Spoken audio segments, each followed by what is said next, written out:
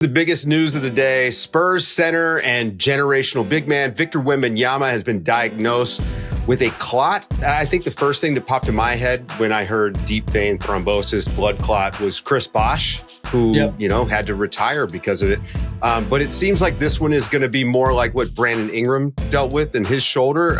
Seems like he's going to be ready for next year. What does this mean for the Spurs, like in the short term? It's a setback, honestly, for the fans and us folks who wanted to see him finish his year, who, expected to see him win his first Defensive Player of the Year award, which he's now no longer going to be eligible for. The short term, though, is like if they were headed toward, not being in the playoffs anyway, their future is just as bright when you talk about bringing Wemby back, bringing De'Aaron Fox back. Obviously, he pushed his way there largely because of the chance with Wemby. Stephon Castle, Devin Vassell, all these guys.